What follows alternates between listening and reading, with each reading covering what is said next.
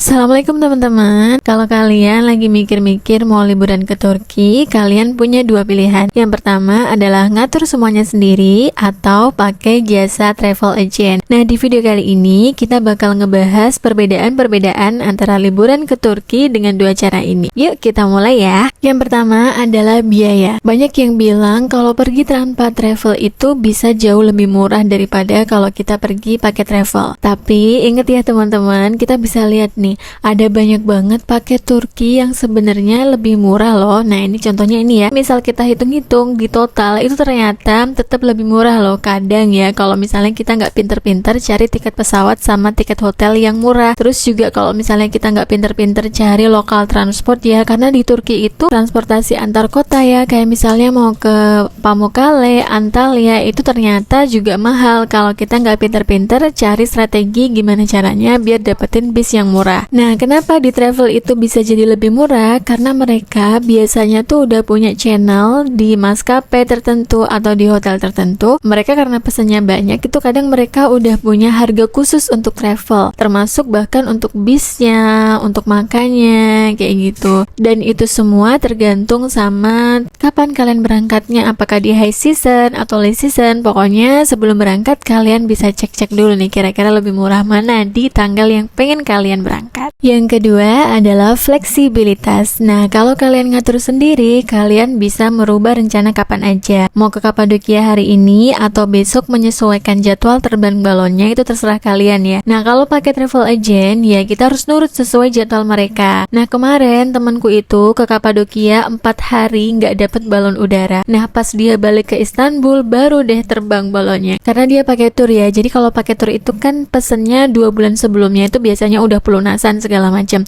Sedangkan jadwal balon terbangnya itu, ramalannya itu baru ada H-14 hari. Makanya dia nyesel banget kemarin. Dan kalau misalnya dia mau stay sambil nunggu balon itu bisa aja sih, tapi ya tambah biaya sendiri lagi buat reschedule pesawat sama pesen hotelnya. Yang ketiga adalah penanganan masalah. Nah, kalau ada masalah, kayak misalnya penerbangan yang tertunda yang berdampak pada hotel dan fasilitas lainnya, itu travel agent bisa bantu cari solusi. Nah, kalau kita ngatur sendiri, kalian harus mengurus semuanya sendiri yang mungkin bisa bikin kita stres ya. Atau ada masalah lain nih, kayak misalnya paspor kita hilang, sakit, dan bahkan meninggal dunia di sana, itu biasanya travel agent udah tahu gimana cara mengurusnya dan juga cara biar klaim asuransinya itu berhasil. Yang keempat adalah transportasi lokal. Nah, ini paling sulit ya teman-teman. Kalau cuman keliling Istanbul aja sih sebenarnya gampang karena kotanya itu udah modern, terus ada banyak bis dan lokasi tempat wisatanya itu saling berdekatan. Nah, kalau di Kapadokia itu sebenarnya juga sulit ya medanya dan dia juga nggak ada lokal transport. Tapi kita bisa pesen aplikasi Klook nih teman-teman untuk tur keliling Kapadokia dengan harga yang jauh lebih murah daripada kita pesen taksi. Yang sulit itu adalah kalau kita mau jalan-jalan ke kota lain di Turki seperti Bursa, Konya, Pamukkale, Ankara, dan lain-lain. Nah, itu kan dari Istanbul harus naik bis karena nggak ada kereta. Jadi susah banget gitu loh, harus bisa nyari rute bisnya, terus mikirin jalan ke terminal dan dari terminal ke hotelnya gimana. Nah, aku pernah nonton YouTuber yang sewa mobil dari Istanbul keliling ke beberapa kota tadi, tapi nggak kebayang deh capeknya gimana ya. Selanjutnya adalah negara tambahan.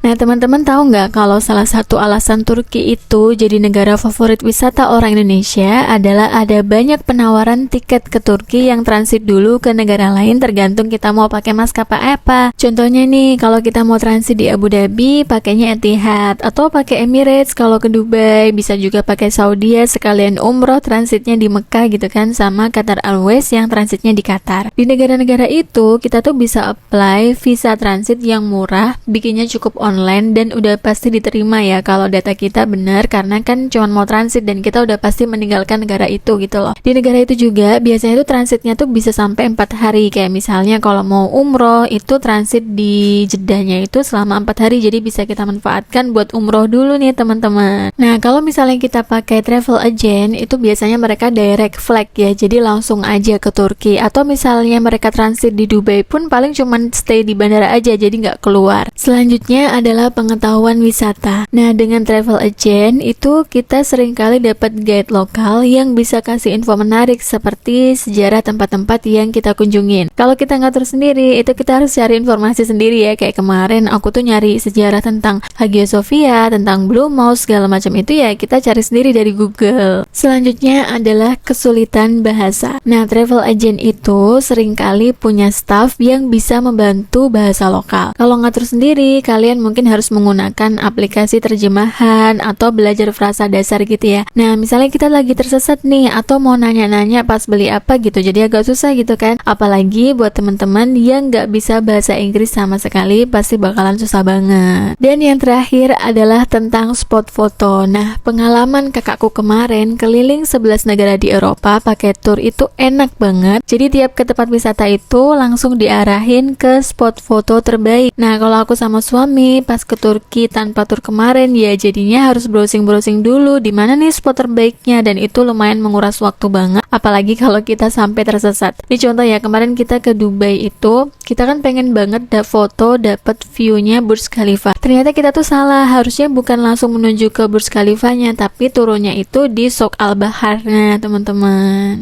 Oke, makasih banyak ya udah nonton videonya sampai akhir. Jangan lupa untuk nonton video tentang Turki dan Kapadokia di channel aku yang lainnya. Terima kasih, sampai jumpa di video selanjutnya. Assalamualaikum.